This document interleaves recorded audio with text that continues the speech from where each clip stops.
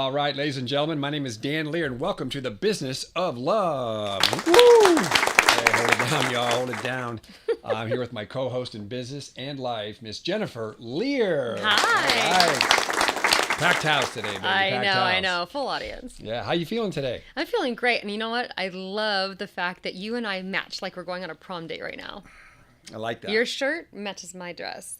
It may not match totally like when it's side to side, but boy, from across the way, it looks across the amazing. room's close enough, and we Yeah. didn't even know about it. It happens I all know. the time. Happens all the time. I know. How are you feeling? You know, I feel good. Yeah. I feel good. I got a lot of great stuff going. The business. Renato and I are crushing it, doing some great things. Yeah, you are. We got some really good things popping. We launched our world-class sales training for the small business last week at one of my conferences, and we had a bunch of companies that came on board. And essentially, it's, you know, if you have a business with 1 to 15 employees, I'll be your assistant sales manager. I'll train your whole team for $199 a month. That's amazing. Crazy. And It's then a we great have value. 17 to 50 employees for $398 a month. Yeah. So it's crazy. So, you know, we've automated everything. I've got Fortune 500 training that companies can have for a very, very fair price. So we're just going after the unserviced market. Yeah. The business owners that need it the most, people that don't have the big budgets, the heating and air, you know, the people that are out there busting butt that need sales training. So we're really rocking it. I'm excited about it. Excellent. Congratulations. Yeah. So, ladies and gentlemen, welcome to the Business of Love. If this is your first time at the podcast, our podcast parallels the success in business and success in relationships. And meaning, if we applied the same strategies we use to grow our business, man, our relationships would just thrive. And that's what we talk about. We relate the two together and how much they parallel. Yeah. And today, this is a great episode. This is talking about do the work. Don't just talk about it. Yeah, baby, do the work. So what do you mean by that? Well, you know, you and I chat about it oftentimes. We've got people around us who are in the personal development industry, right? And people who want to be in the personal development industry, but they've have maybe attended many, and also, you know, a lot of people who are Christians and spiritual churchgoers or with a universal thought, and so they meditate and they do all these things. And you know, what's interesting to me is that I see a lot of people talk about what they do, what they've learned, and what they know, but they don't always implement it into everyday life. So they can implement it outside of something, but as soon as a conflict or an issue comes up, they're so in the drama of it. You know, they're so in what it is, and I'm always amazed that, you know, they talk about what they know and who they are and how they can process these things, but when they're in the thick of things, they're not able to, you know, see through that and to really go into those places, and so then they're just in the drama of whatever's happening, and I find that fascinating. You know, Yes. I find that fascinating. You see people in business doing all the time. They tout about, you know, what they know and what they can do and everything else. And so there's something lacking behind that. And you know, we have tools on both sides today to talk about. You know, there's that secondary gain that, you know, you talk about oftentimes with people when they're stuck in their stuff. So talk about that a little bit. Yeah, I mean, secondary gain is a you know, psychological term. I should say psychologists use it when they talk about behavior, right? So anytime there's a behavior, there's always a secondary gain involved. Okay. And so when somebody is you know, talking about all these things they know, you know, like well, you know, you just have to plan your goals and set your goals and fight through it and don't get distracted or whatever they say, you know, whatever they say.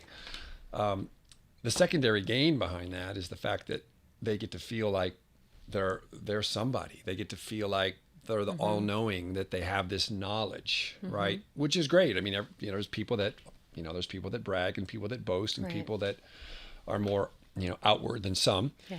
Yet those are the people we're talking about who don't implement those things and don't do anything about it. So they have a need for recognition. Yeah. So they've got this need for recognition, right? So the secondary gain is to let you know that, hey, I know how to set goals or whatever. Yeah. But the other thing is they get to complain about how drama-filled their life is. You know, so they get to express themselves and talk about how jacked up their life is. And then they'll talk about some quote they heard at a Tony Robbins seminar, Or a Bible verse. or a Bible verse, or a scripture, or I guess that's the same thing, or a some empowering affirmation that they read out of a spiritual, magazine or a card, but they won't implement it. Yeah. And so they get the secondary gain of having people feel sorry for them because they're going through so much crap. Self-imposed crap, and then they'll get the secondary gain of the fact that they get to tell everybody how much they know. So they get kind of two secondary gains, but nothing's going on. Right. Except for the fact that they're a mess. Yeah. Absolutely. It's interesting because I feel like, oftentimes people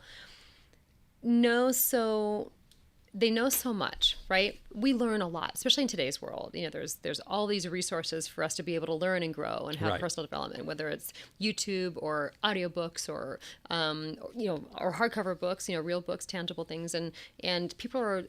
Personal development is into so many companies now, and around everyone. And then of people that maybe aren't into personal development, they're churchgoers, or they do their best to get a spiritual type of influence in their lives. And what I really think is that oftentimes people are so attached to their stories and the drama that they have, and they oftentimes won't connect what they've learned into what they're experiencing.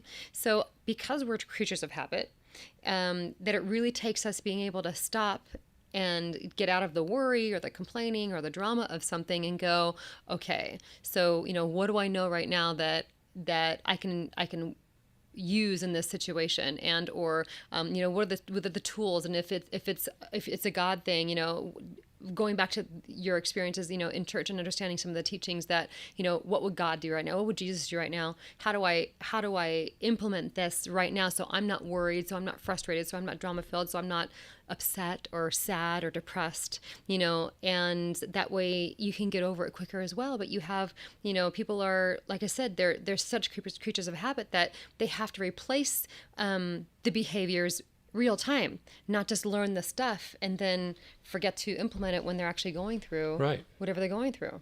Exactly. So, well said. Yeah, thank you. Yeah, well said.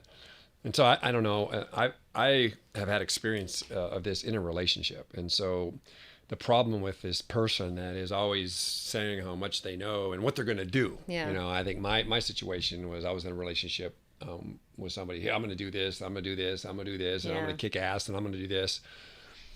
And it never happens. Yeah. And then pretty soon what happens is you lose respect for them. Mm-hmm. You don't want to lose respect for them, but you're going to lose respect for anybody that keeps talking about things and never completes them. Absolutely. And so you lose respect for them as a partner, and then you wonder if, when they say they're going to do something for you, is it really going to happen? Yeah. And so it's just a weird thing, and it's a bad habit.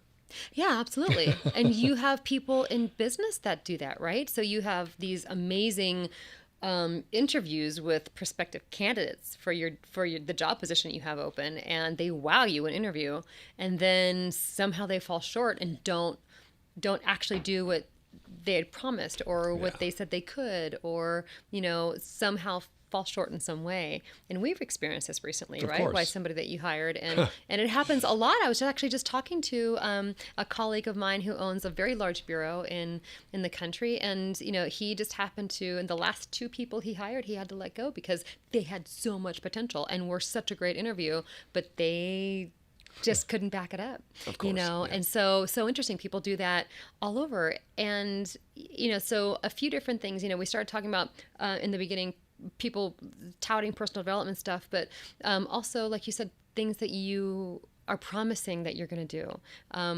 because it feels good to be able to say it, right, rather than just being normal. What does that mean? Being yourself, not over promising, under promise, over deliver, and all that Over good promising, stuff. attempting to be impressive. Yeah. I'm the big guy, the big girl, and I'm going to do this for you and do that for you. I'm going to do this, and then nothing ever happens. Yeah. So, a few action steps here is when you're tempted to go into the drama of a story or something that you're experiencing on this level, ask yourself, stop and ask yourself, what can I do here, to shorten shorten this cycle. And what do I know? Because everybody knows something.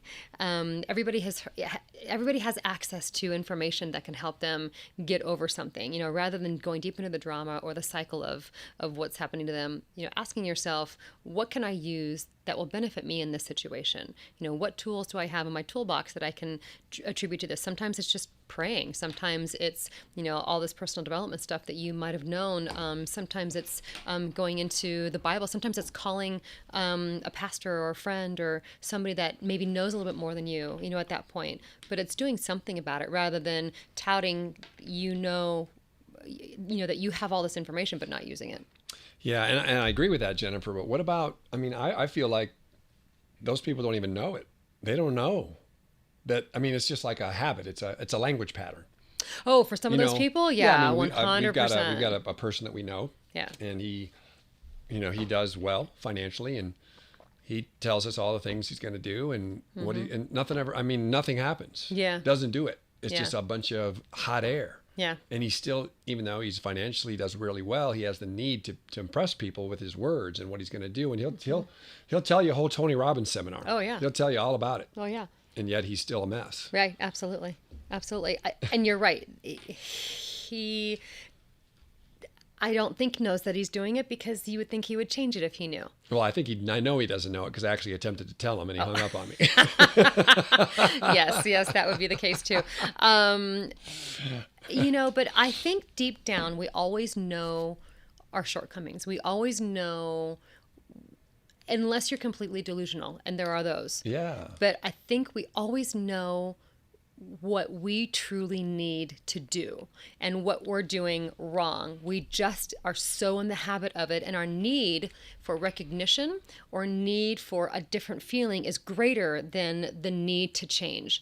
Because I'll tell you, if somebody is, a girlfriend of mine said it so well, she was a certain way, and she was a performer, and she had a traumatic brain injury, and she literally had to teach herself how to walk, how to talk, and do all this stuff. And she had such a level of need to change that if she didn't, she was going to die. So if somebody had that, they would change. But I'm telling you, we all know where our shortcomings are. We all know when we're doing something for a reason other than coming from wholeness or coming from a secure place.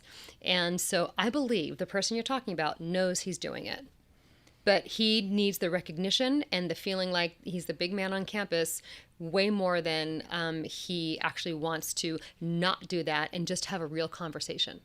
Does that make any sense? Yeah, it does. It's really the need for recognition. It is. In that specific situation. Yeah, it is. That's awesome. Yeah. So action step number 2 is, if you're that person who tends to say things and not do them, maybe we're just opening this up to your eyes right now. Attempt to be more cognizant of the things you share. Be more discreet. Under promise, over deliver. Under promise, over deliver. Yeah. That's the one thing I've always done. I only do things that Totally I know that I you can do. I never ever fall short because I don't overpromise. There's no reason to impress people. No, you don't. You don't care about impressing people. And I think that's a gift for you, because you really don't care about impressing people. And I know a few of my girlfriends have husbands like that too. Like, they just don't care.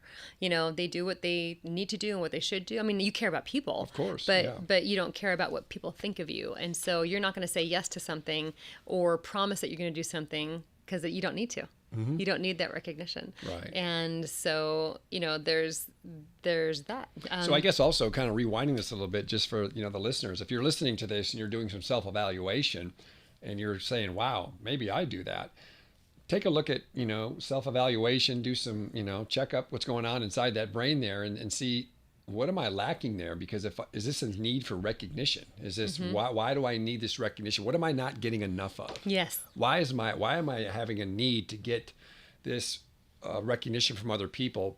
Because rather than them telling it to me on their own, I have to go fish for it. I love that. Thank you for saying that. Yeah. That is at a deeper level, and somebody could just say that. I mean, I think that would transform somebody by just having that conversation with themselves, right, as a self-analysis. Yeah. So under deliver, man. Just be more discreet and stop saying all these things you're going to do and just actually do something. Yeah. Very much. So that's and again, it's about building a brand. Yeah.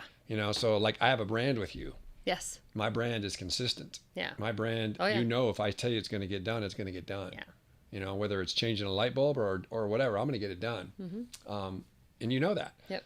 So I think that's the brand you want to have with people, because I have people right now in my life, when they say something, I know it's not going to happen. So yeah, I have several people like that too, and they mean it in the moment. You know, they mean it in the moment. They do. They mean it in the moment. Some of them. Yeah, you're right. They all do. They do. They all mean it in the moment. They all mean it in the moment. Yeah. Well, how about you take action step number 3?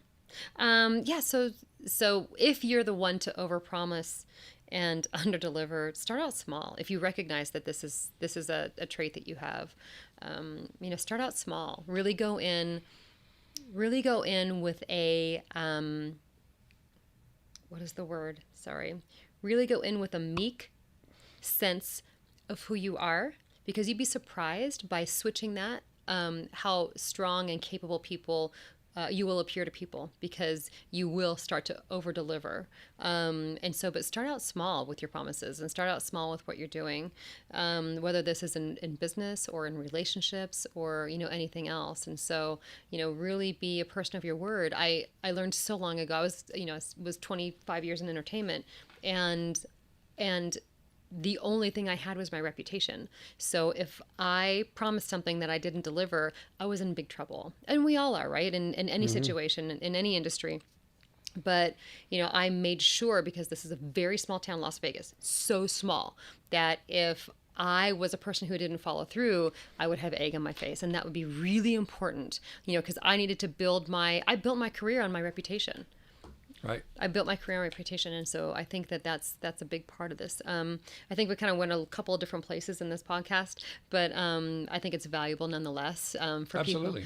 people who you know, have information on, you know, personal development or God or church, spirituality, things of that nature. Use that information that you have, that maybe you would talk about openly to other people, and maybe give advice on, using that for yourself. Use that for yourself, and don't live in the drama of it. And on the other side, you know, if you're a person who promises too much, really take a big look at yourself and ask yourself what you're needing. Yeah. And find that fulfillment. Find the fulfillment for you. Right. You give yourself that fulfillment, because nobody else can. Right.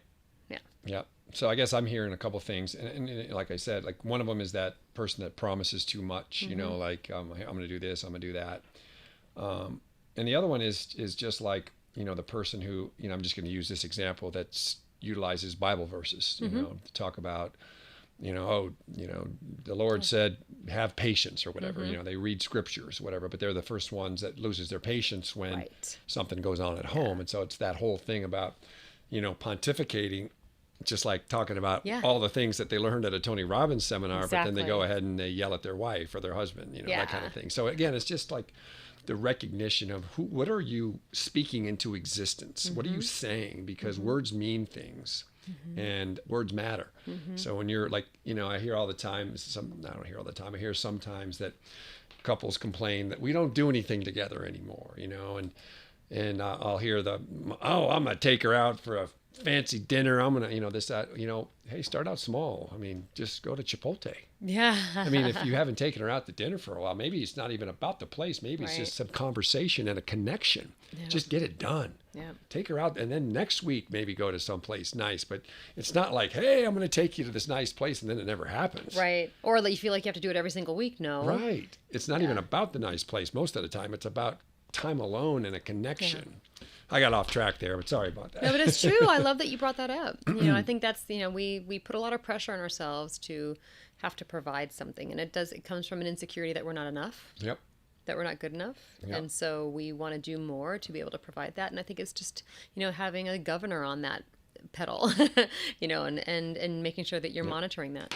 So if you're telling your husband or your wife about what Tony Robbins said and this, that, and the other, well, make sure you're doing it yourself. If you're telling your husband or wife about what Jesus is talking about, you need to be doing it yourself, because you lose respect from your spouse. And just like in business, I mean, you have someone that works for you in business, and they're always telling you all the things they're going to do, but it never happens. You just like forget about it. Yeah. So this is great. This is really great. So awesome, baby. So quick plug for our Vegas weekend retreat. So those of you who are looking for an opportunity to spend a weekend with Jennifer and I mean, I'm sure you're just sitting around saying, man, I wish I could spend a weekend with Dan and Jennifer. And if that's you, go to our website, businessoflove.vegas. That's businessoflove.vegas, and hit the Vegas Weekend Retreat. We have an exclusive weekend where couples come out for the weekend. We have 2 days of agendas where we're connecting, we're learning, we're having some fun and making some memories. But that you walk out with tools you can use to implement for a game plan for your success in your relationship. So if that sounds like something you'd like to do, go check it out. Awesome. So Jennifer, thank you so much today. You are amazing as usual. And you are as well. And man, you look great today. Thank You got a you. great vibe coming off. I feel really good today. You look good. Thank you so much. Yeah, you look really good. So Because you were so wonderful to me today. I am. I am. You are every day. So good. All right. I love you. Let's do this. Thank you very much. Have a great day. The Business of Love.